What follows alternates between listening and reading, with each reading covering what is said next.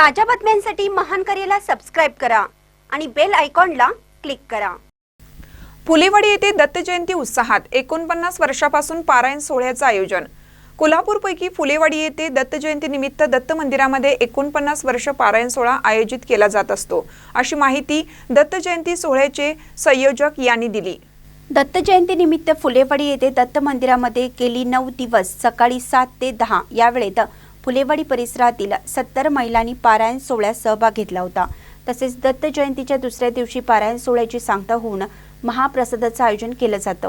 या महाप्रसादाला फुलेवाडी परिसरातील 7000 हून अधिक भक्त महाप्रसादाचा लाभ घेत असल्याचेही संयोजकांकडून सांगण्यात आले।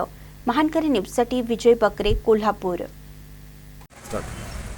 आमच्या दत्त मंदिर फुलेवाडीमध्ये आमच्या रंकाळा आडवापात शेतकरी सेवा मंडळ ट्रस्ट यांच्यामार्फत 1976 पासून हरिनाम सप्ताह चालू असतो।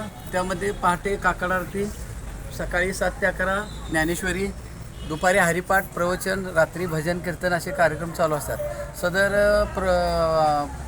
सकाळी आमचं जे हे असते पारायण, त्यामध्ये 70 ते 75 महिला सामील असतात, 10-15 पुरुष असतात, इतर मोठ्या संख्येने वारकरी येतात, भाविक भक्त येतात आणि या सर्व सप्ताहामध्ये शेवटच्या दिवशी महाप्रसाद केला जातो। भागातील सर्व भाविक भक्त, तरुण मंडळी हे सर्वांचा सहभाग असतो।